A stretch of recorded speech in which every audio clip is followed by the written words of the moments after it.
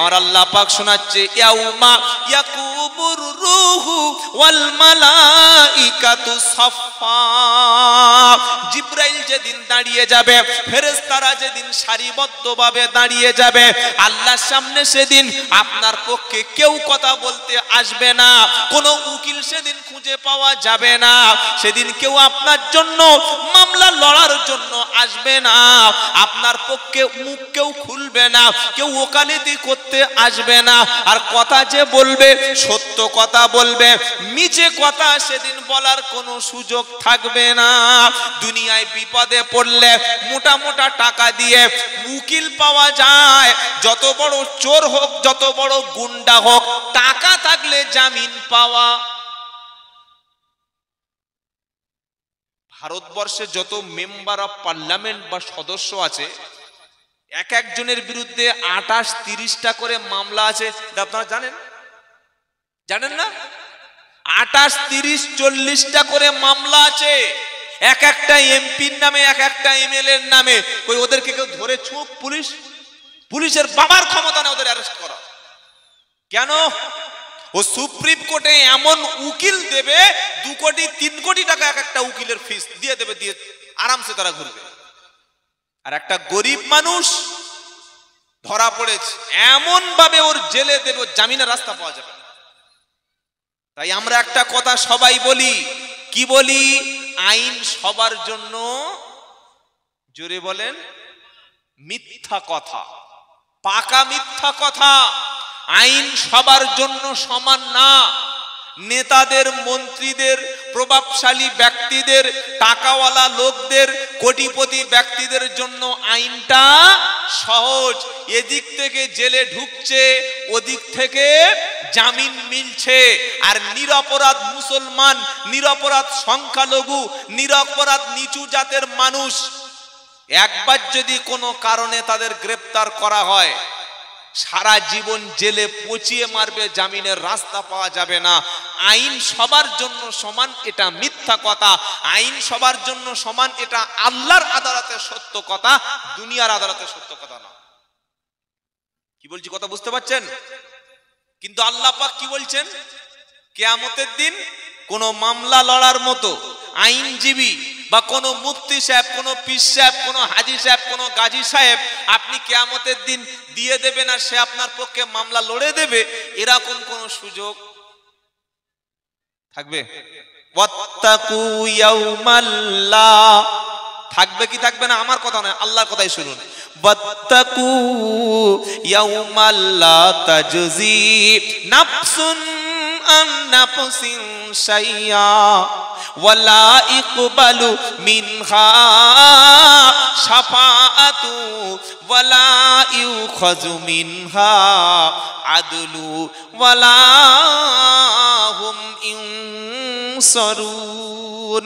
প্রথম পারা সূরা বাকারার 48 নম্বর আয়াতে 14 নম্বর লাইনেতে কোরআন শোনাচ্ছে, সেদিনকে ভয় করো যেদিন কেউ কারোর কোনো বিনিময় করতে পারবে না, কেউ কারোর সেদিন কোনো উপকারে আসবে না, সেদিন কারোর পক্ষে সুপারিশকারী কেউ থাকবে না, আল্লাহর সামনে কোনো মাল দিয়ে বদলা আদায় করার মতো অবস্থা সেদিন থাকবে না। ইয়াউমা ইয়াতি লা তাকাল্লামু নাফসুন ইল্লা বিইদনিহি।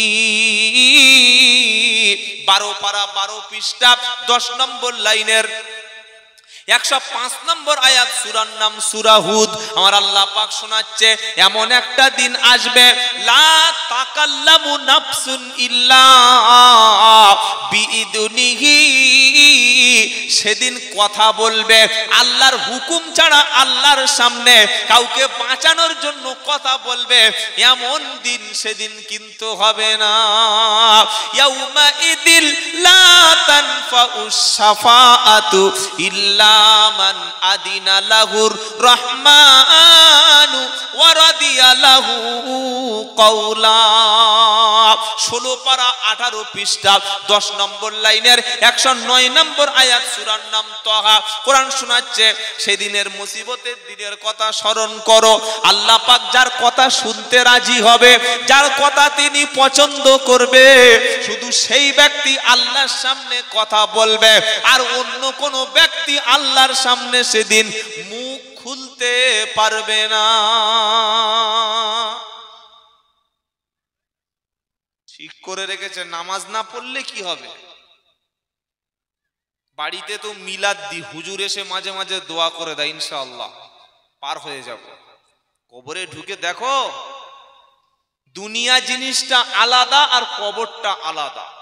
এখানে বিপদে পড়লে নেতা, মন্ত্রী, এমএলএ, পুলিশ, ভাই, বন্ধু, পাড়া প্রতিবেশী পাওয়া যায়, কিন্তু মাটির মধ্যে যখন ঠিকানা হবে, মাটির মধ্যে যখন আপনার ঘর হবে, দুনিয়ার সমস্ত লাইন থেকে যখন আপনার ডিসকানেক্টেড হয়ে যাবে, আর সাহায্যকারী বলতে কেউ নাই, যে আমলটুকু করেছিলেন, যেটা নিয়ে গেছেন, যে আমলটুকু জীবিত অবস্থায় করতে পেরেছিলেন, অতটুকুই সাথী হবে।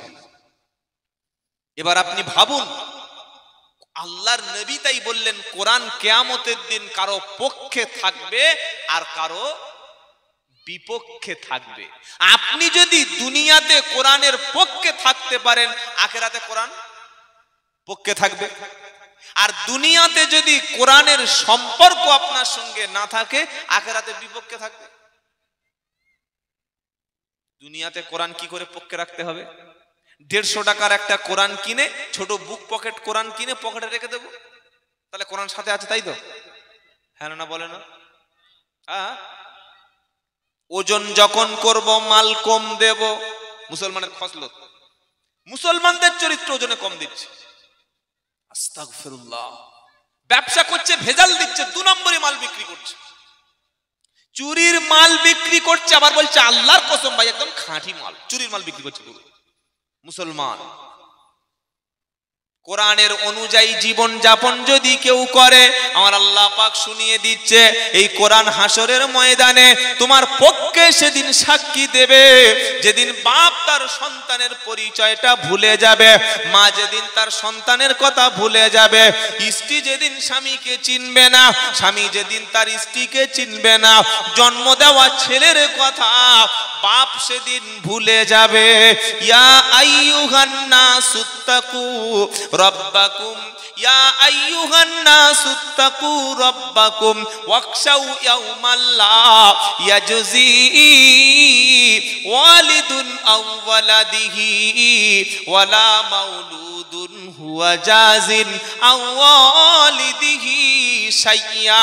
এটা 21 পারা 13 পৃষ্ঠা 9 নম্বর লাইনের 31 নম্বর আয়াত সূরা লুকমান। ও বিশ্বের মানুষেরা, আল্লাহকে ভয় করো, তোমার সৃষ্টিকর্তাকে ভয় করো, আর সেদিনের কথা ভয় করো যেদিন জন্ম দেওয়া পিতা তার সন্তানের কথা ভুলে যাবে, সন্তান সেদিন বাপের পরিচয়টা ভুলে যাবে। এদিন তোমার পাশে কে থাকবে বলো? সেদিন কোরআন তোমার পাশে দাঁড়িয়ে যাবে। কোরআন বলবে, রব্বানা, এই ব্যক্তি কোরআন ছাড়া এক পাও কখনো চলতো না।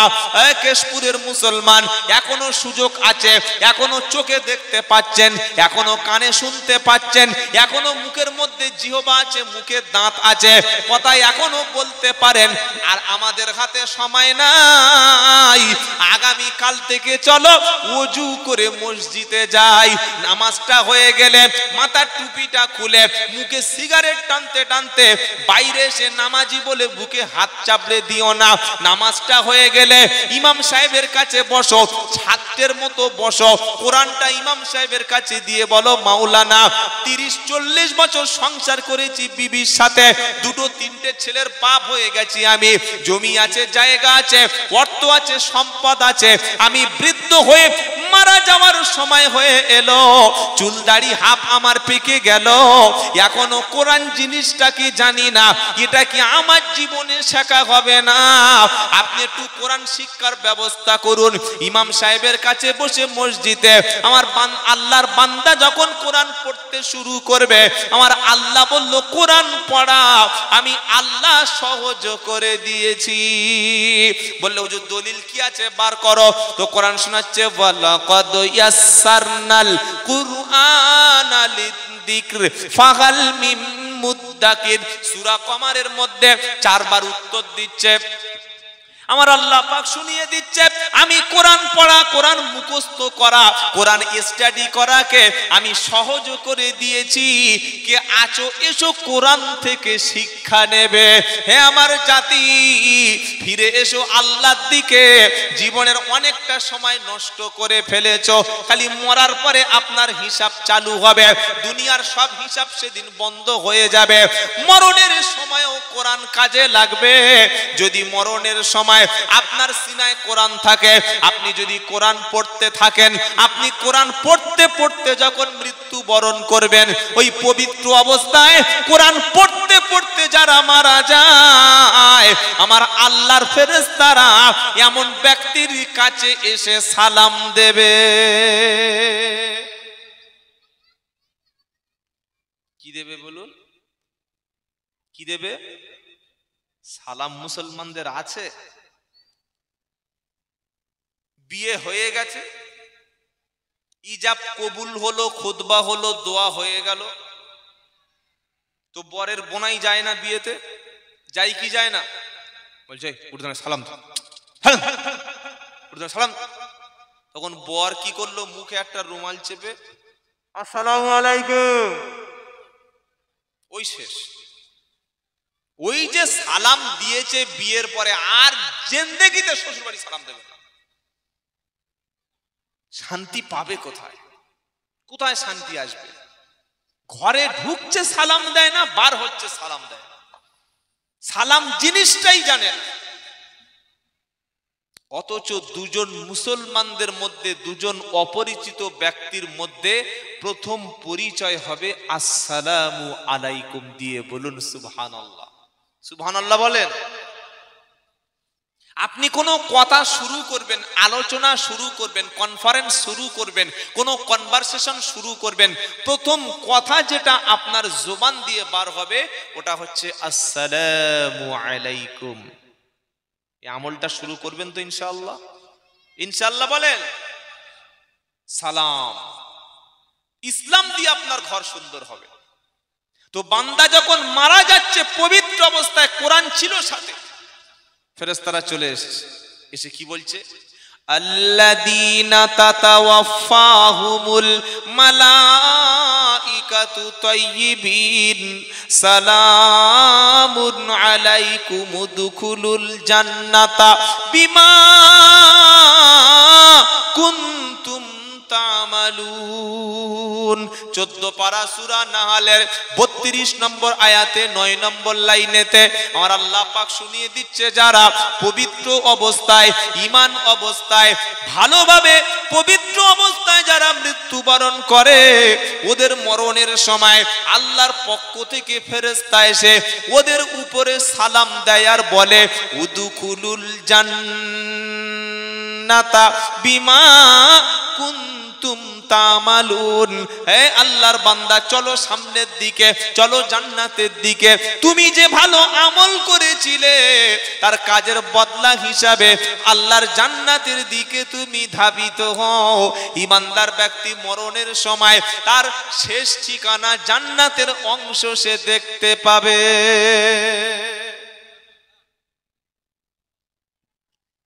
বুড়ো হয়ে গেছে, চুল দাড়ি পেকে গেছে, এখনো গাঁজা টানছে, এখনো মাল খাচ্ছে, এখনো হাঁটুর উপরে কাপড় পড়ছে। মরণের সময় কি করে আপনি বিশ্বাস করতে পারেন ফেরেশতারা আসবে? নাতিপুতি হয়ে গেছে, দাদু হয়ে গেছে, এখনো হাঁটুর নিচে কাপড় নামেনি, গোসল করছে, এখনো লুঙ্গিটা গুড়িয়ে পিছনে ভরে নিয়ে আর ঠ্যাং দুটো বার করে দিয়েছে। এ মুসলমান আছে না? আছে না? নাই। 55-56 বয়স হয়ে গেছে, 60 বছর বয়স হয়ে গেছে, রমজান মাসে ইতিকাফে থাকা দরকার, ও সেই চার দোকানে বসে পাকামি করছে রমজান মাসে। কালকের ঈদ, আজকের দাড়ির ক্লিন শেভ করছে। ইয়ং ছেলেদের কথা ছেড়েই দিলাম, 60 বছর বয়স, চুল দাড়ি গোঁফ ভ্রু একটা পশম বাকি নাই যে পাকতে বাকি আছে। এর পরেও কি করছে জানেন? কি করছে বলবো? চুল দাড়িতে কলপ করছে, সুপার ভ্যাসমল, এই যে কালো কলপ যেটা আছে, এই কালো কলব যারা করে, আল্লাহ নবী সাল্লাল্লাহু আলাইহি সাল্লাম বলেছেন জান্নাতে যাওয়া দূরের কথা, জান্নাতের সুঘ্রাণ বা খুশবু বা পারফিউম বা সেন্ট পাবে না। কেন? কলব করার অর্থ হলো মানুষকে, সমাজকে, সোসাইটিকে ধোঁকা দেওয়া। ও যে 60 বছরের লোক, ও যে 50 বছরের মাল, ওর পরিচয় দিচ্ছে না। জামাই শ্বশুর বাড়ি গেছে, 60 বছরের জামাই বুড়ো হয়ে গেছে, দাড়ি গোঁফ সেভ করে গোঁফটা রেখে মাথার চুল আর গোঁফ কালো করে ঢুকেছে। শ্বশুর মনে করছে আমার চাইতে আরো 30 বছরের ছোট। কি বলছি বুঝতে পারছেন না? এত কুসকুসে কালো। প্রচুর মুসলমান আছে, দাড়ি কালো, গোঁফ কালো। কাছে গিয়ে দেখি ভিতরটা সাদা আর বাইরে কালো। মালটা সাদা কালো হলো কিভাবে? কি করেছে? কালো করেছে। আর কত ধোঁকা দেবে বলো? আর কত মানুষকে ধোঁকা দেবে তুমি একবার বলো? তাই আল্লাহ পাক শোনাচ্ছে, কোরআন তোমার সাক্ষী হবে, হয় পক্ষে অথবা, জোরে বলুন, বিপক্ষে। আপনারা পক্ষে চান না বিপক্ষে চান? পক্ষে চান?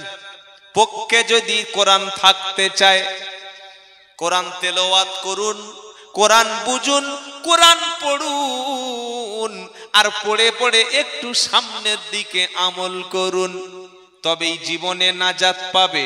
যারা পড়েছিল, যারা বুঝেছিল, তারাই মুক্তি পেয়ে গেছে। আল্লাহর কসম, আমি আব্দুল্লাহ জুবাইর বলছি, কোরআন শুধুমাত্র তাবিজ লেখার জন্য আসে নাই।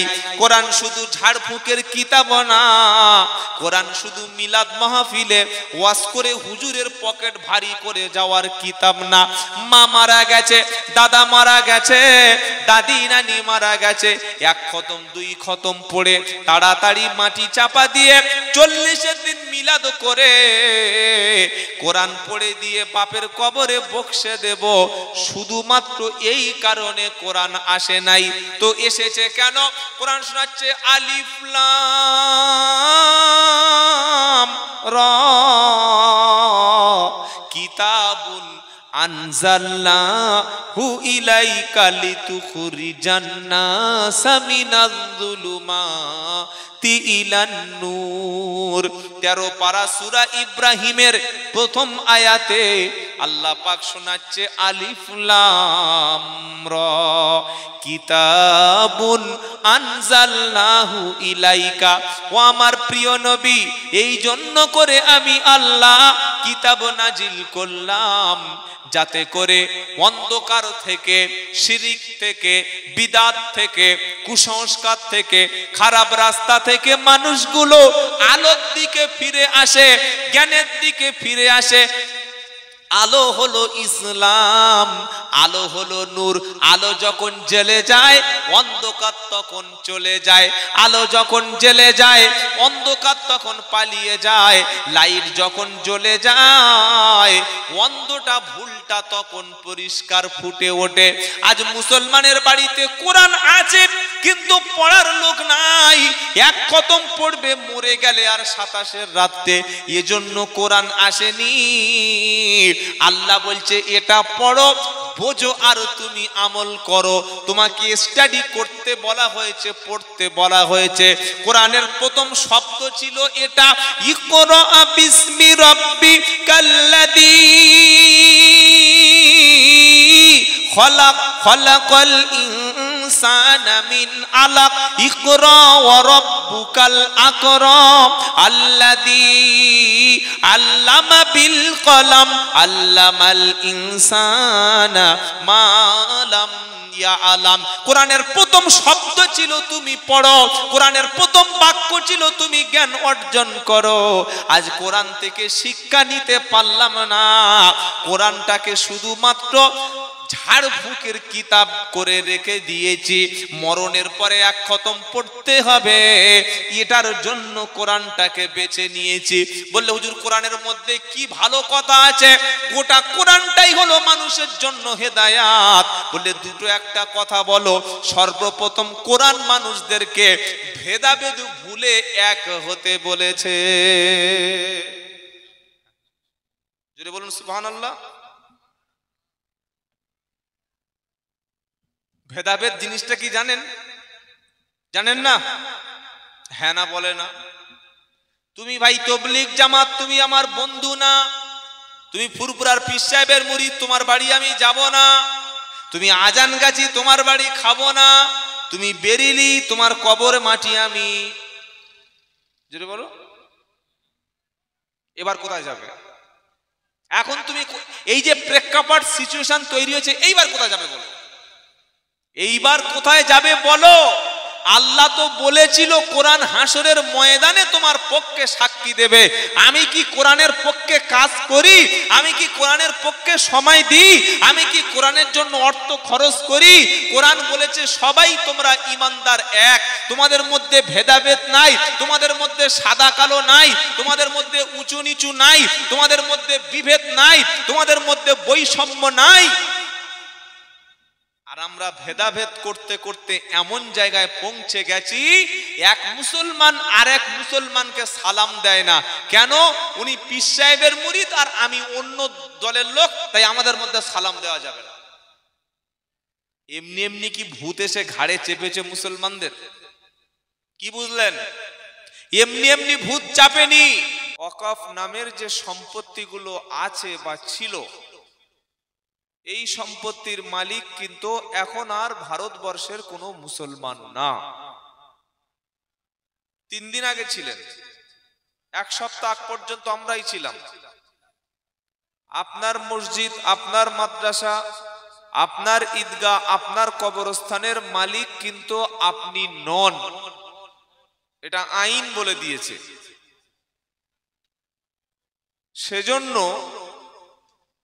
আমাদের কবর যে মরণের পরে আমরা মাটি দিতে পারবো, দাফন হতে পারবো, এই সুযোগটুকু আমাদের হাতে হয়তো আর নাই। জেলা শাসক, ডিস্ট্রিক্ট ম্যাজিস্ট্রেট, তিনি যদি বলেন যে হ্যাঁ এই ব্যক্তিটার কবরে কবর দেওয়া যাবে, তাহলে আপনি কবরে যেতে পারেন। আর যদি বলে কবরস্থানে মাটি দেওয়া যাবে না, তাহলে আপনার মরণের পরে কাফন পরিয়ে, জানাজা পড়িয়ে, পুড়িয়েই দেওয়া হতে পারে। হুজুর বড্ড বাড়াবাড়ি করছেন না, এরকম কথা কে কে বললে এগুলো আপনার? 1 সপ্তাহ মধ্যেই 3 দিন আগে ইউপি, উত্তরপ্রদেশে 300 বছরের একটা কবরস্থান এবং 20 একর জায়গা, মানে প্রায় 60 বিঘের কাছাকাছি, যারা আমাদের সংবিধানকে মানে না, যারা দেশের স্বাধীনতার সময় বিরোধিতা করেছিল, সেই সাম্প্রদায়িক শক্তি, তারা এই কবরস্থানের মধ্যে কয়েকটা কবর ছিল গম্বুজলা, সেটাকে ভেঙে গুড়িয়ে দিয়ে পুরো কবরের জায়গাটাকে তারা দখল করে বুলডোজার দিয়ে সমান করে দিয়েছে। তবে কেশপুরে এটা কোনোদিন হবে না। হবে? হ্যাঁ না, কিছুই বলে না, যেন সব মরেই গেছে। হবে তো? এবার বলুন, আজকের জলসা শেষ হবে, আমার পরে পীরজাদা এসছেন, ভাইজান এসছেন, তিনি দোয়া করে, দোয়ার দ্বারায় জলসা শেষ হয়ে যাবে। আমরা সবাই মিলে দোয়া করলে আল্লাহ কয়েক লাখ ফেরেশতা পাঠিয়ে দেবে, আমাদেরকে বাঁচিয়ে নেবেন, তাই তো? তসলিমা নাসরিন নাম শুনেছেন? পৃথিবীর ইতিহাসে এত বড় নারীবাদী ফেমিনিস্ট, ফেমিনিজমের কঠিন রোগে আক্রান্ত এত নোংরা মানুষ পৃথিবীতে আর নাই। আজকের সে একটা লিখেছে, বলল যে ফিলিস্তিনে যে রাফা এবং গাজা শেষ করে দিয়েছে ইসরায়েল, কয়েক লক্ষাধিক মানুষ এবং বাচ্চা এবং নারীদেরকে যে শহীদ করেছে, বলছে এগুলো তাহলে আল্লাহ করাচ্ছে। আল্লাহ যদি সত্যি থেকে থাকে, যদি সত্যি আল্লাহ থাকে, তো ফিলিস্তিনে যে কয়েক লক্ষ মানুষ মারা গেল, কই আল্লাহ তো বাঁচালো না, তার মানে কি আল্লাহ আছে? কি বলছি বুঝতে পারছেন? এটা আমার কথা নয়, ওই শয়তানের কথা। এখন আপনাদের এই প্রশ্নটা শুনে হতে পারে, হ্যাঁ যে সত্যি আল্লাহ যদি থাকে তো ফিলিস্তিনে সাহায্য পাঠাচ্ছে না কেন? এরকম মনে হচ্ছে না? যার মধ্যে ঈমান দুর্বল, যার মনের মধ্যে নিফাক আছে, মুনাফিকি আছে। একটা শিক্ষিত ছেলের কাছে এই প্রশ্নটা করুন, সত্যি আল্লাহ আছে? হ্যাঁ, আল্লাহ থাকবে না? তো আল্লাহ যদি থাকে তো ফিলিস্তিনে মুসলমান মারছে, কই আল্লাহ বাঁচাচ্ছে না? তো কই আল্লাহ, কই আল্লাহ নেই, দেয়ার ইজ নো গড। যদি কারোর মনের মধ্যে সামান্য একটা চিন্তা আসে, সামান্য, যে আল্লাহ বা সৃষ্টিকর্তা বা রব বা খালিক বলতে কেউ নাই, বা থাকলে থাকতে পারে, না থাকলে থাকতে পারে, ও লোকটা সঙ্গে সঙ্গে কাফির, সঙ্গে সঙ্গে বেঈমান। প্রথমে আপনাকে আল্লাহর উপরে পরিপূর্ণ ঈমান আনতে হবে। সকলে আনবো ইনশাআল্লাহ? ইনশাআল্লাহর আওয়াজ এত কমে গেল কেন? জোরে বলুন দেখি, তাকবীর দিন, নারায়ে তাকবীর। কেশপুরের আওয়াজ তো এটা না, আমার তো মনে হচ্ছে আমি অন্য কোনো জায়গায় আছি। নারায়ে তাকবীর, নারায়ে তাকবীর। আল কোরআনের আলো সব জ্বালবো ইনশাআল্লাহ। ঘরে আলো আছে তো? কোরআন দিয়ে জীবন যাপন করবেন, জীবন সুন্দর হবে, বলুন ইনশাআল্লাহ। তো আমি আর ভূমিকা লম্বা না করে সরাসরি বক্তব্য শুরু করি। এতক্ষণ ধরে আমরা কোরআন থেকে বিভিন্ন কথা আলোচনা শুনছিলাম। আমি গুনাহগার, সবচাইতে ছোট আব্দুল্লাহ জুবায়ের, আপনাদের ছোট ভাই। আপনারা আমার এখানে আসার এবং কিছু কথা বলার সুযোগ দিয়েছেন, আর আপনারাও এসেছেন কিছু শুনতে। যে আল্লাহ পাক আমাদের ভালোবেসে এনেছেন, আমরা এই সুযোগটা নিতে পেরেছি। সেই আল্লাহর পবিত্র দরবারে শেখানো ভাষায় আমরা সকলে একসঙ্গে উচ্চ কণ্ঠে বলি আলহামদুলিল্লাহ।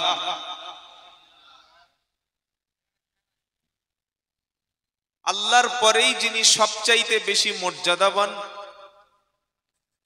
যিনি হলেন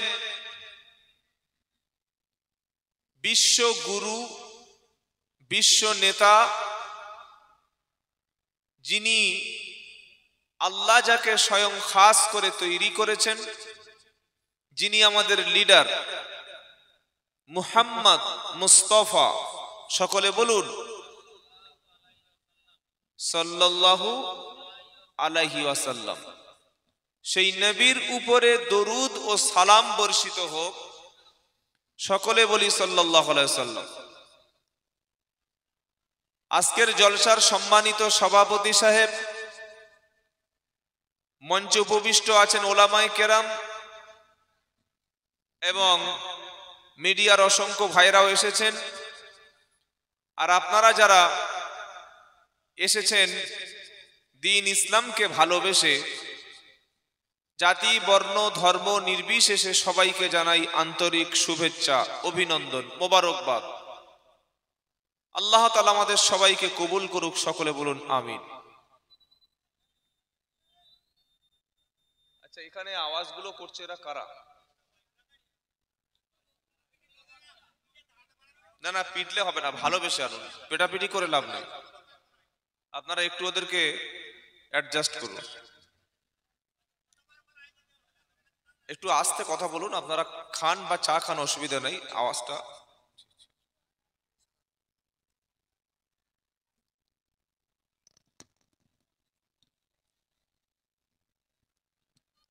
আলহামদুলিল্লাহ। প্রথমে আমরা সকলে এক আল্লাহর উপরে বিশ্বাসী হতে হবে আমাদের। আল্লাহ ছাড়া আমাদের রক্ষাকারী পৃথিবীতে আর কেউ নাই, এটা বিশ্বাস আছে ইনশাআল্লাহ? আল্লাহ হলেন রক্ষাকারী। যখন যেখানে যেমন সময় যেভাবে আপনি আল্লাহকে ডাক দেবেন, ওই ডাকের সাড়াটা প্রত্যক্ষ আর পরোক্ষ, সরাসরি আর ইনডিরেক্টলি ভাবে তিনি সাহায্য করবেন, তিনি রেসপন্স করবেন, তিনি জবাব দেবেন, তিনি উত্তর দেবেন। তিনি কে? আল্লাহ।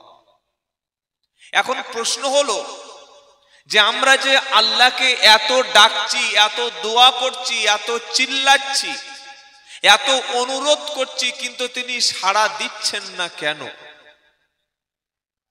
সত্যি করে ভেবে বলুন তো, আল্লাহকে যেভাবে ডাকার দরকার ছিল সেইভাবে কি আল্লাহকে আমরা ডাকতে পারছি? যেভাবে ডেকে সাহাবায়ে কেরামরা সাহায্য পেয়েছিলেন, নবীর সাথীরা যেভাবে ডেকে তারা গায়েবী মদত পেয়েছিলেন, সেই তরিকায় কি আল্লাহকে ডাকা হয়? ডাকলে তিনি সাড়া দেবেন, তিনি বিপদ থেকে উদ্ধারকারী। আল্লাহ হলেন গাউসুল আজম। আমাদের অনেকের ধারণা, ডোন্ট মাইন্ড, কিছু মনে করবেন না, আমাদের অনেকের বিশ্বাস হলো আমরা গাউসুল আজম বড় পীর আব্দুল কাদের জিলানী রহমতুল্লাহকে মনে করি। আব্দুল কাদের জিলানী রহিমাহুল্লাহ একজন বিশ্ববিখ্যাত বড় মাপের আলেম, ওলি, পীর বান্দা। কিন্তু গাউসুল আজম হলেন স্বয়ং আল্লাহ। জোরে বলুন সুবহানাল্লাহ। বলে কি উল্টো পাল্টা ভুলটুল বকছে না তো? গাউস শব্দের অর্থ হলো সাহায্যকারী আর ফরিয়াদ শ্রবণকারী।